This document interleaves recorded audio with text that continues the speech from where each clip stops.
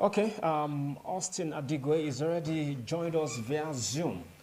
Nigeria's inflationary trend is on another level right now, and you want to say, for some, quite unbearable. Others are just managing, trying to patch up, and hopefully they can cope. Well, this morning we want to have a better understanding how we can cope in this period. Now, a report came through during the week, Mr. Austin, if you can hear me. Yeah, I can hear you clearly. Yes, that report was conducted by Picody.com, an international e-commerce platform, revealing that in Nigeria, Nigeria is ranked 99 out of 102 countries where a worker earning the average wage will need 519 years and 1 month to make $1 million. And that result means that Nigeria has overtaken countries like Uganda by 4 years, Egypt by 84 years, Pakistan by 102 years. How can we, what do you make of this as an economic analyst? And then you help us have an understanding of, in real terms, what does inflation means? Okay, so, these are obvious realities that are always inherent to sustained or continued devaluation of your currency, because the relative exchange of naira to dollar is at play here. If we have $1 to 1 naira, we obviously will be talking about taking donkey years to earn or to make $1 million. So because naira is on free fall, and you need to do more before you can earn a single dollar. Okay, so it becomes a very big challenge. I've always maintained, and if you check through your archive, some of my past interviews with you, yes, I've always told you that it is counterproductive for a country that is not a net exporter to be devaluing currencies, because if you devalue your currency, you won't earn the desired benefit from that. It's actually an economic tool to devalue your currency, but when you do so, you're trying to make your goods and services cheaper in the international market. yes, And the multiplier effect is that the demand for your goods will increase, and that will also increase your foreign exchange earnings. But in our own case, it's nonsensical because we are net importers. We don't earn foreign exchange apart from the ones coming from crude oil. So what are you devaluing? Two things will come up. It's either you want to obtain loans, external loans, and because you have devalued, you now have more naira to spend. But these people are so careless because they are also not thinking of how these loans will be repaid. It's a huge body. So the analysis is on point, and that's what you expect when your currency is on free fall. If we begin to retrace our steps and then begin to focus on commodities or goods that have very high export value, all right, you find that these things will begin to correct itself, over time. So the report is correct. I mean, naira is exchanging for dollar is exchanging for as high as 740 naira to a dollar is scandalous. I don't know how we are able to cope with this sort of nonsense. Okay, so for the individual, how can the individual master his money? Okay, so now you're talking about personal finance management. Yes. Okay, so at the heart of finance management is the concept of budget. Okay. But oftentimes when we talk budget, people tend to run away from it. If I tell a friend now that I'm on budget, I can't do this because it's outside my budget. The first thing is he sees me as, let me use the Nigerian parlance, I can't go, I'm stingy. This Austin. So some people don't like associating much with anybody who has economics attached to his profile. Yeah. But the truth of the matter is, I do not blame them, because we also have become so elitist in discussing this budget. Instead of coming down to explain what people need to understand, we'll be speaking too much grammar. Now, let me break it down. You see, there is no venture that will go into without planning. If you want to build a house, you must sit down and plan. How much do I need to spend at this stage, at that stage, at that stage? That's a budget.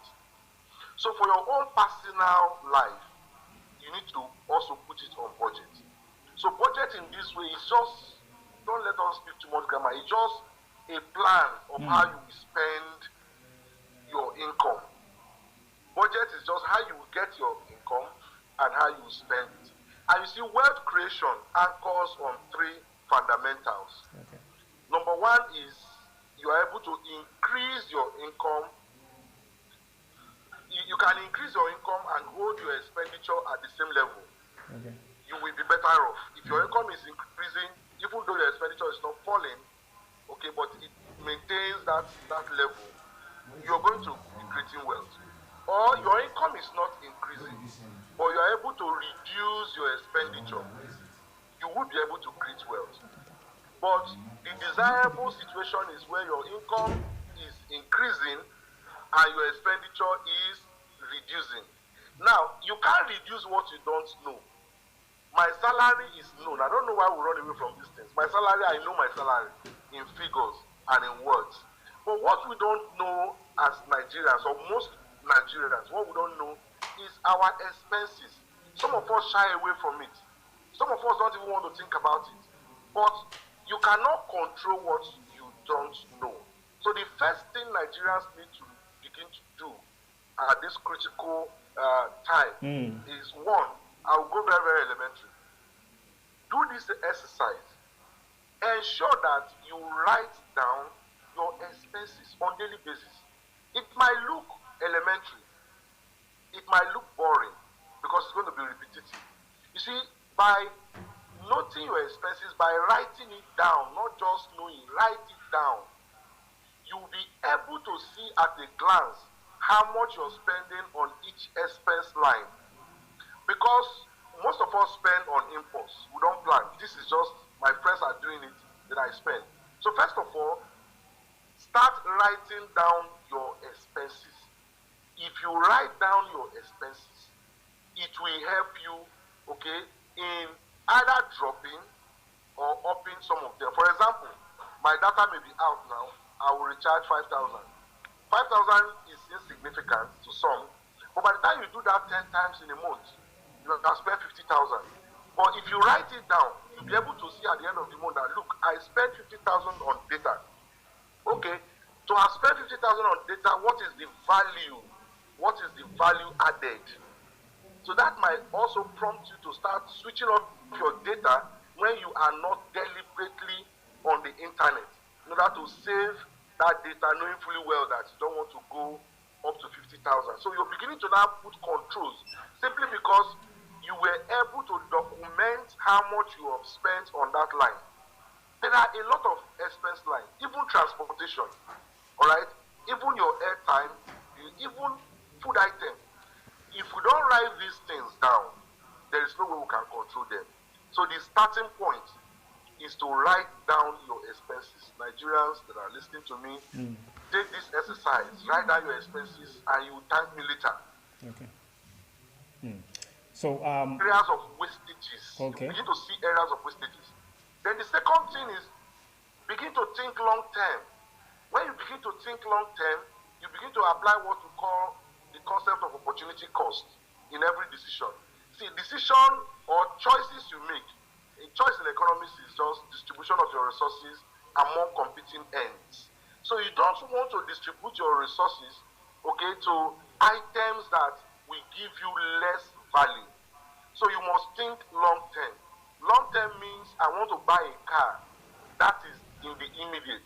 Long term is, do I have enough revenue to maintain this car? Do I have enough revenue to fuel this car?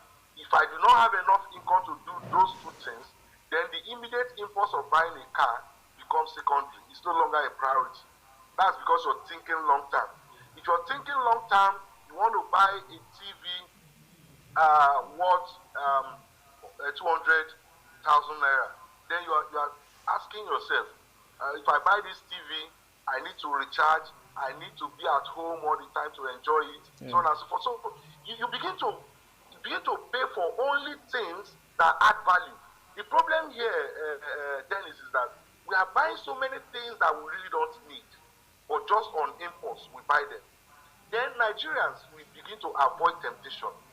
Temptation to buy, okay, is of different degrees. If you are the type that likes visiting shopping mall, like visiting commerce website, there is every tendency that you always want to buy. Okay. So why don't you spend more time on sites, spend more time on locations that will not prompt you to spend your money on the things that you seriously don't require. Now I'm talking budget here, but I just want to be granular. I don't want it to be like an academic exercise. Yes. Now, the things you have in your houses or in your home that are of no use, just check what you have not used for the last 4 months. It's not relevant to you. Give it away or sell it. Okay. And deploy it to other priority areas. So if you do these little things, Yes. you have started working your way up the budget. Now, when you are budgeting, what you're simply doing is, how am I going to spend my income? And you have to put a lot of things into consideration. Okay. Because your income oftentimes might be fixed. Even if it's variable, it will go within a certain range. All right. Expenditure can go off mark. Expenditure has no limit. If you want to spend 1 million naira at a sitting in a restaurant, I bet you will spend it. You find things that will take up that money. Okay, Mr. Austin. Yeah. Sorry to cut you. I want to quickly take a short break here. We'll be back to continue with these because a lot of persons want to get a full grasp of the tips you've been sharing on the subject matter. Please hold on for us. We'll be back. All right, Business Rendezvous will be back shortly. Please stay with us. Okay, so thank you so much for staying with us on the program Business Rendezvous on Independent Television. We are live in Benin City. Austin Adigwe joined us via Zoom all the way from the Center of Excellence, Lagos. We've been looking at how you as an individual and small businesses out there, how, of course, you can master your money, especially under a reoccurring inflationary trend that Nigeria is found itself. Mr. Austin. Yes, you've been.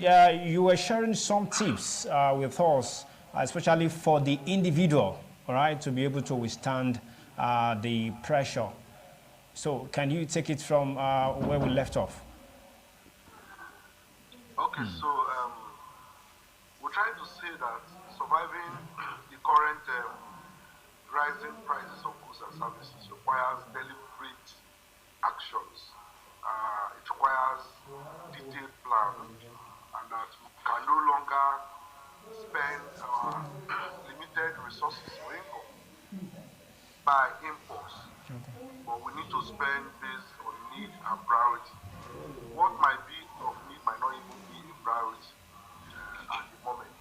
So it's important. So in summary, we said we need to imbibe the culture of writing down our expenses. We need to think long term. We need to avoid events or locations or sites that prompts us to buy, because oftentimes that pushes you to buy on impulse, and those things you're buying may not necessarily be necessary or may not be useful to you, but you're just buying them to satisfy that impulsive intuition. And we also said some of the things that you currently have that you do not have need for, you can also think of selling. Okay, I think that was where we dropped off. Yes. So continuing from there, the importance of budget cannot be overemphasized in the space of either successful individuals or successful business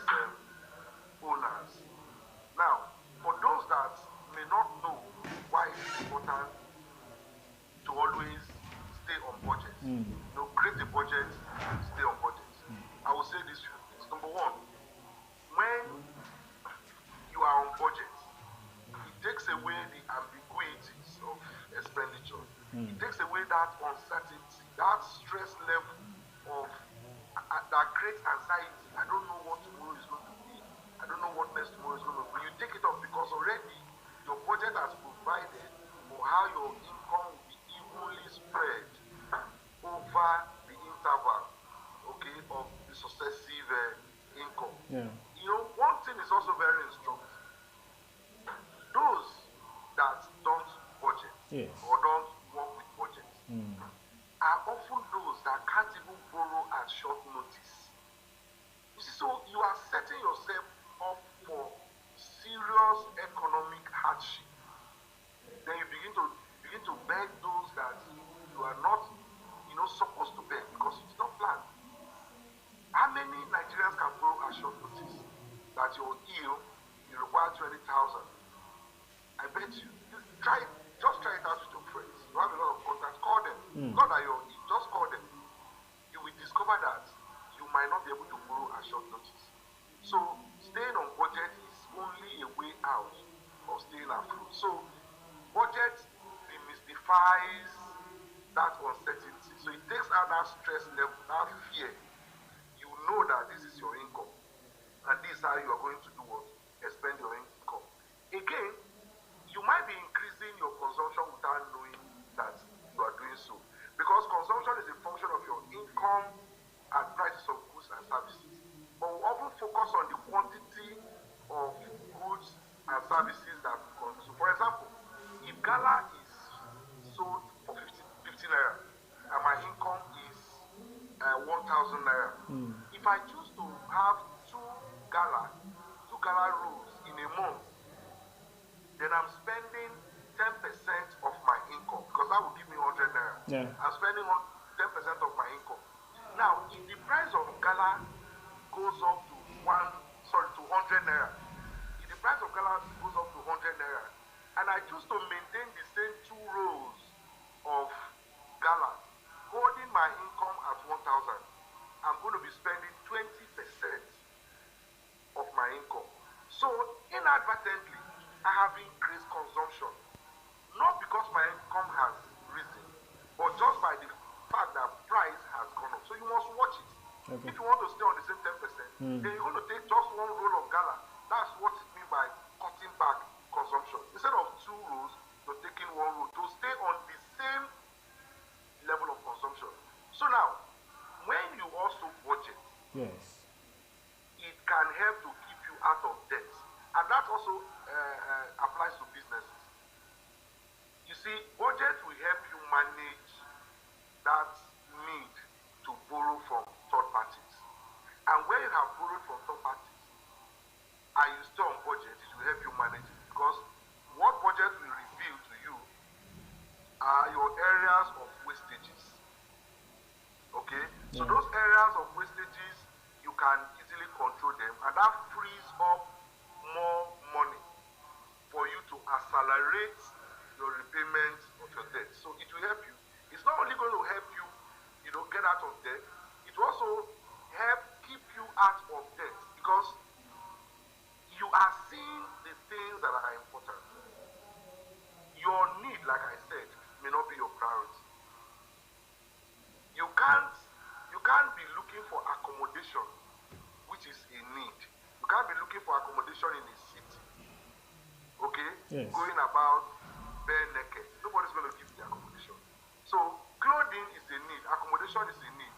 But you need to put on your clothes, look responsible before anybody will give you his or her apartment for letting. You understand my point? Yes, I'm getting it. So in this case now, need covers the basic necessities, shelter, clothing. They are all important. But if you don't have clothes, how do you approach a landlord to say, I'm looking for a house? You will be seen as a lunatic and nobody's going to give you a house. So that means at every point in time, you need to set your priorities. This critical point in time, okay, what is important is this. Even though the other ones are also necessity. Again, when you stay in budget as a business or individual, it gives you more options. It gives you more options because budget means that there will be deliberate action on your own part to defer some consumptions. And when you defer consumptions, it becomes savings. So if you are saving, again, you have the option of also investing. When you invest, you are expanding your revenue sources. In short, financial investment is such that you don't need to work for the income. So your money is now working for you. But you can't get to that level if you are not deliberate about it. If you are not driving your expenditures, okay, by budget. So now that prices are escalating, inflation of 22.03% is serious. Year on year, Nigeria has grown inflation-wise by 6.31%, as against where we were 15.6 in March of 2022. So, and I'm telling you for a fact, you can take it to the bank, that things are not going to get any better. The inflationary pressure will continue because we are not addressing it. We are not addressing it. The monetary authorities are just chasing shadows. Recall that when they started this rate hike, sometime in 2020, I think 2021, then again it escalated in 2022. I did mention that we are facing a cost push inflation, not demand push inflation. And when you're facing a cost push inflation, the remedies are a bit different from when you're facing demand push inflation. What is the cost of energy? What is the cost of gas? What are the costs of the necessary inputs for manufacturing? These are areas where government and the authorities should begin to look at. But everybody is fixated on liquidity. There is excess liquidity in the system. You've now seen it that in March, when we are facing cash shortages, all right, where people can't even get cash to transact, inflation is still climbing. The reason is that the major driver called to this inflation, okay, is factors on the supply side. I give you an example how this government is driving the economy aground. Now, the mainstay of this economy is importation. Nobody likes that. Over time, that should change. But you see, the change will not happen overnight. And you don't slam heavy duty on items that cannot be produced locally. Because when you impose high duty on items that you cannot produce locally, either for wants of technology or the set skills, what you're simply doing is increasing prices. What is the rationale for this federal government to have hiked the cost of clearing goods and services at our ports? Are they doing it because there is industrial revolution in this country now? Then at least, if you hike the duty, okay, you make imported goods less attractive so that people can move to locally produced goods. Is that the case? The answer is no. So what government is doing, simply doing, is taking in more in revenue from all these duties and just allowing price to continue to escalate. If you are a transporter, all right, Innocent produces cars in this country, but I don't know the level of patronage Innocent is getting. Let's assume you are importing the vehicles that you're going to use, and you get to the point you are asked to pay 2 million naira to clear the vehicle. Don't you think that it will reflect in the way you will also put up your transport fares or your transport charges? It will. So if we can address the supply side, this rising cost of living will begin to ease up. But what we are simply doing is increasing the cost of borrowing,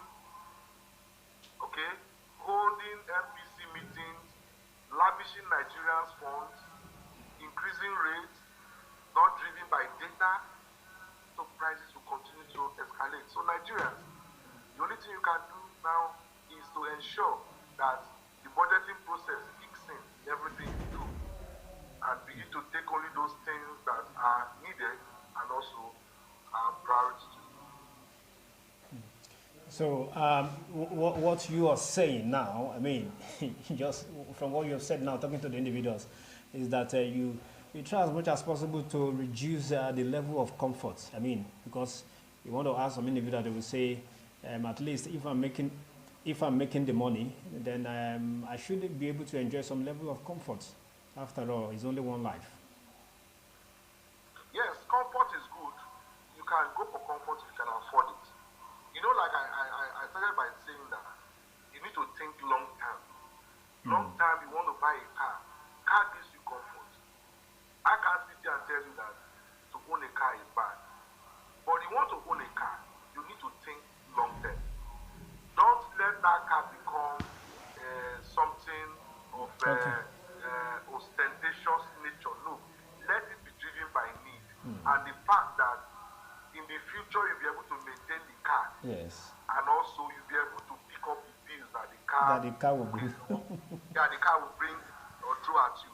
So if you're making money now, get your comfort. But I need you to also think, in 2 years' time or in a year's time, if this income I'm getting stops, how long will my savings carry me before I am exposed? Mr. Austin, thank you so much for your time. It's always a pleasure.